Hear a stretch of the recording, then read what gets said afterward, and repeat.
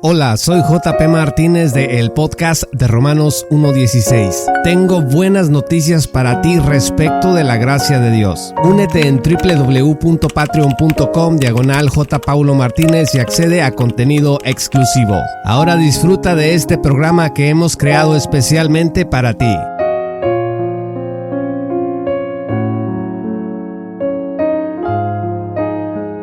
En los episodios 209 y 212 hemos estado hablando sobre la doctrina de la preservación de los santos. Esta doctrina enseña que Dios preservará seguros eternamente a todos los que han sido salvados por la sola fe en Cristo, independientemente de sus obras de perseverancia personal.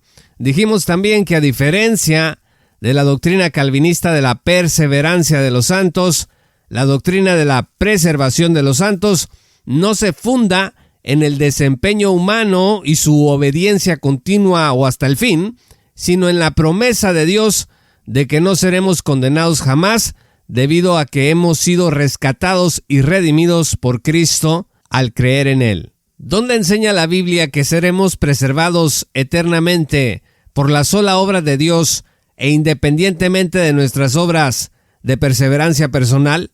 Vamos a citar 9 versículos bíblicos clave que enseñan con claridad la doctrina de la preservación de los santos. Número 1. Jesús no pierde nada que es suyo. Juan 6, verso 39 dice: «Y esta es la voluntad del Padre que me envió, que de todo lo que me ha dado no pierda yo nada, sino que lo resucite en el día postrero». Estimados amigos, si tú has sido salvado por Cristo, entonces eres de su propiedad. Le has sido dado a Él por el Padre. Si has sido redimido y luego te pierdes eternamente, entonces Jesús ha mentido al decir que Él tiene como cometido no perder nada de lo que le ha dado el Padre. O si no ha mentido, entonces no ha tenido el poder para preservar lo que le ha sido dado, y pues eso no lo podemos aceptar si somos fieles a la revelación de Jesucristo y su poder soberano. Número 2. Jesús prometió que el pecador salvado jamás perecerá. Dice Juan 10, verso 28 al 29, «Y yo les doy vida eterna, y no perecerán jamás, ni nadie las arrebatará de mi mano. Mi Padre que me las dio, mayor que todos es, y nadie las puede arrebatar de la mano de mi Padre».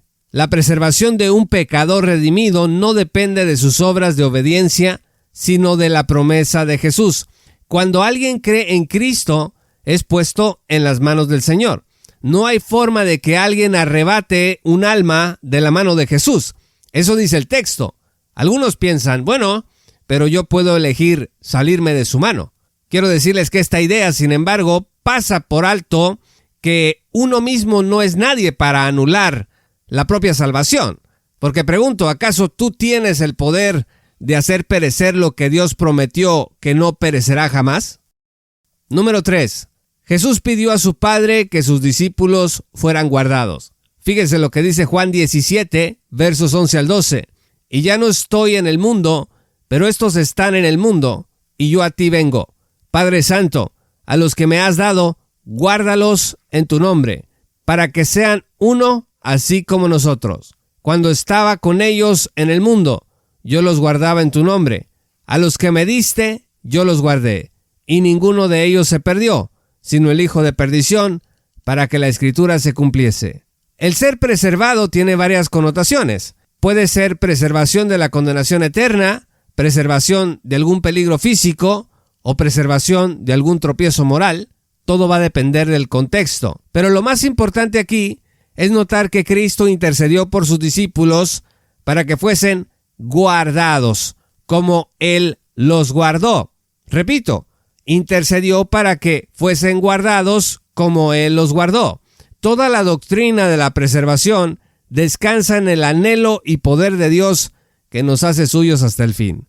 No depende, pues, en ningún grado de nuestras obras. Incluso Judas, aunque realizó una obra perversa de traición, no se perdió esencialmente por esa obra de traición, sino porque la profecía indicaba que fuese de ese modo.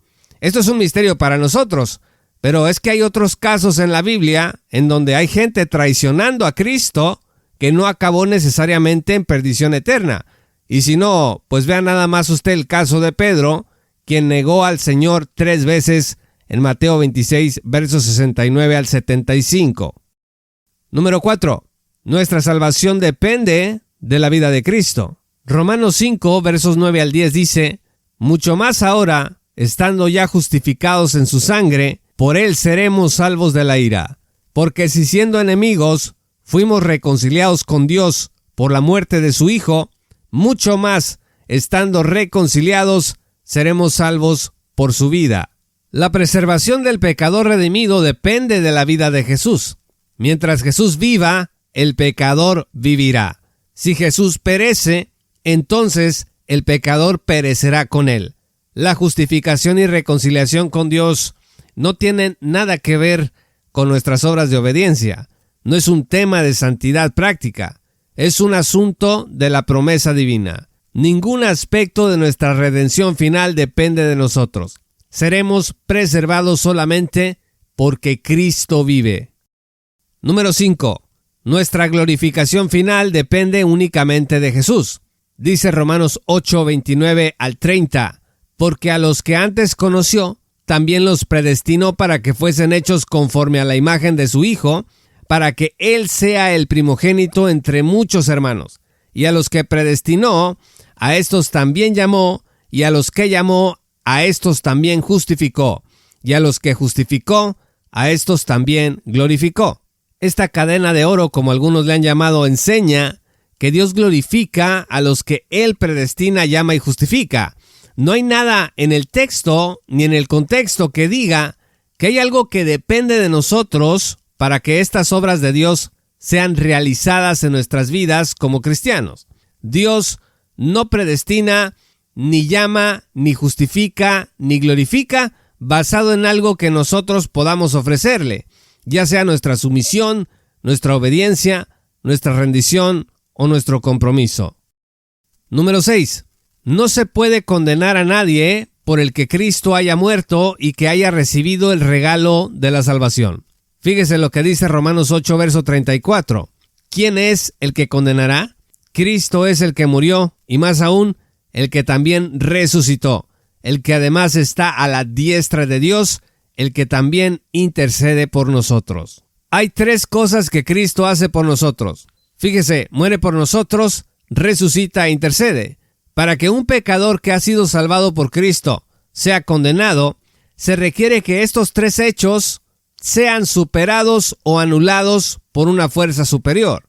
Debería de existir un juez más poderoso que Dios y algún hecho o acto que sea superior a lo realizado por Jesús.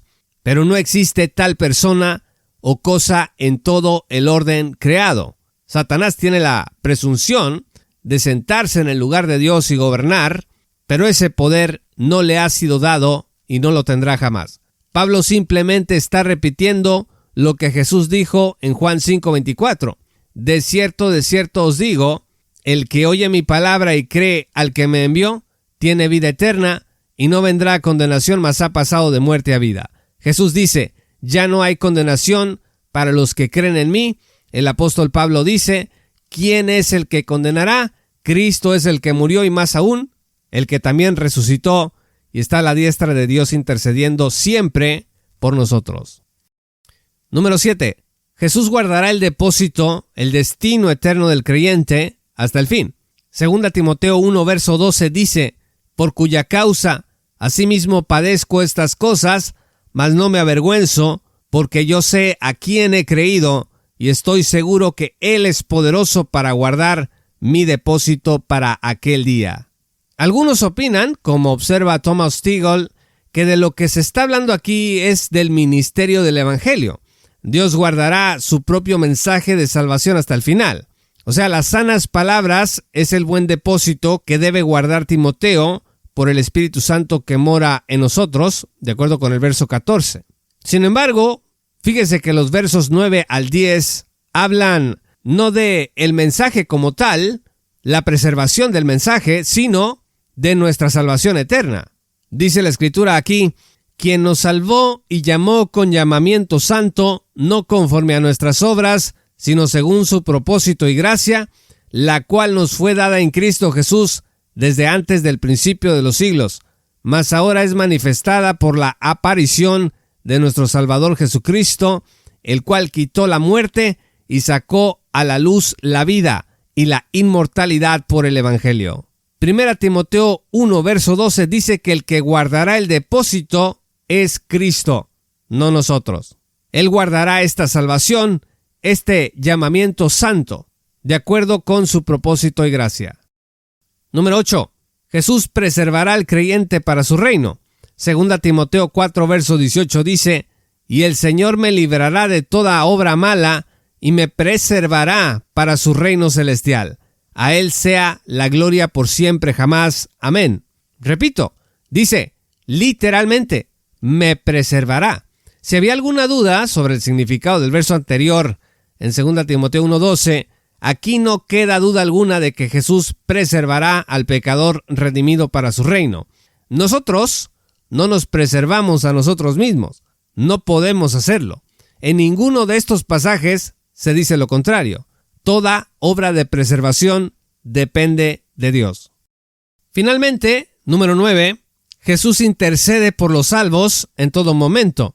Vea usted Hebreos 7, verso 25, por lo cual puede también salvar eternamente a los que por Él se acercan a Dios, viviendo siempre para interceder por ellos. Jesús tiene el poder de salvar eternamente. ¿Significa que Jesús salva a algunos solo temporalmente? Pues fíjense que algunos creen que sí. Algunos creen que Jesús te salva temporalmente, poniéndote bajo un periodo de prueba que va a terminar con tu muerte, y que al final, solo después de morir vas a descubrir si Jesús te salvó eternamente o no. Si tu salvación temporal pasó la prueba y entonces fuiste eternamente salvado. Pero este texto de Hebreos 7:25 milita contra esa conclusión, sobre todo porque dice, escuche, que Jesús intercede siempre. Dice que lo hace siempre por nosotros. Hay un adverbio ahí que no podemos pasar por alto.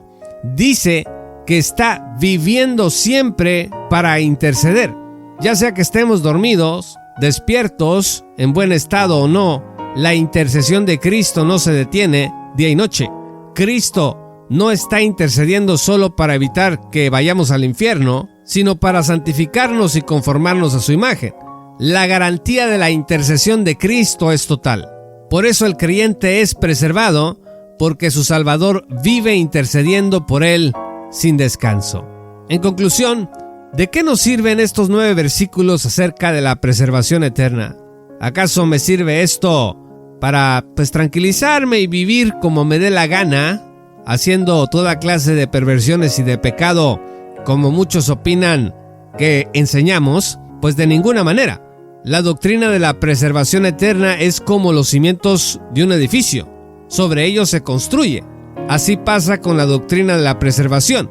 La seguridad eterna, el saber que el amor de Dios nos guarda hasta el fin, sin importar lo que hagamos o dejemos de hacer, debe ser un poderoso aliciente para vivir una vida de servicio al Señor, agradecidos, haciendo buenas obras en todo momento y glorificando a Dios por la certeza incondicional de su misericordia y gracia.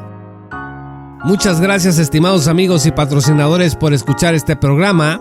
Yo soy JP Martínez del podcast de Romanos 1:16. Únete en www.patreon.com/J. Paulo Martínez y accede a contenido exclusivo. Recuerda que puedes enviarnos mensaje de WhatsApp al +52 686 331 2882, +52 686 331 2882. Con mucho gusto te responderemos en el programa. Gracias, soy JP Martínez, te esperamos en nuestra gran comunidad.